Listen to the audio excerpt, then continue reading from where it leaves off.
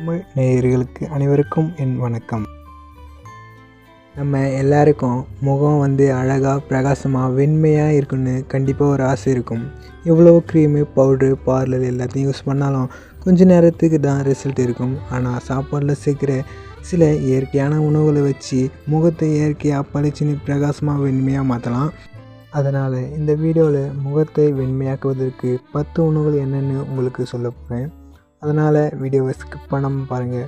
அப்புறம் இந்த மாதிரி யூஸ்ஃபுல்லான வீடியோக்களை பார்க்கணும்னா நம்ம சேனலை சப்ஸ்கிரைபும் லைக்கும் பண்ணிவிடுங்க. இப்போ முகத்தை வெள்ளையாக்க 10 உணவுகளை பார்க்கலாம். அதில் ஃபஸ்ட்டு பார்த்திங்கன்னா கேரட் சாப்பிட்டா தோல் பிரகாசமாக மாறும். அதில் பீட்டா கரோட்டின் இருக்கிறதுனால நம்ம ஸ்கின்னுக்கு ரொம்ப நல்லது. ரெண்டாவதாக பார்த்திங்கன்னா தக்காளி தோலுக்கு நல்ல ஒளிவீச்சு தரும். அதில் லைக்கோபின் இருக்கிறதுனால சூரிய கதிர் பாதிப்பில் இருந்து நம்ம ஸ்கின்னை பாதுகாக்கும்.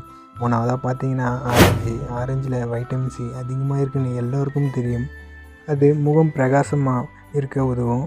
நாலாவதாக பார்த்திங்கன்னா பப்பாளி சாப்பிட்டா கரும்புள்ளி முகம் மந்தமாக இருப்பதெல்லாம் குறையும். ஐந்தாவதாக பார்த்திங்கன்னா ஆப்பிளில் ஆன்டி ஆக்சிடென்ட் நிறைய இருக்குது. அது முகம் இளமையாக பிரகாசமாக இருப்பதற்கு ரொம்ப உதவியாக இருக்குது.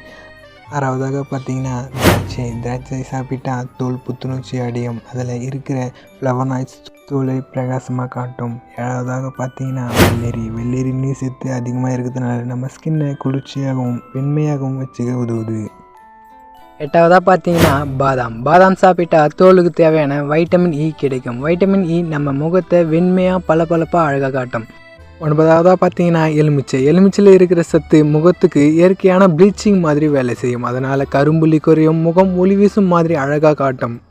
பத்தாவதாக பார்த்தீங்கன்னா பாலக்கீரையில் வைட்டமின் ஏ, வைட்டமின் சி, இரும்பு சத்து எல்லாம் நிறைய இருக்குது. இதை சாப்பிட்டா முகம் ஆரோக்கியமாக நிறம் பிரகாசமாக மாறி இன்னும் அழகாக தெரியும்.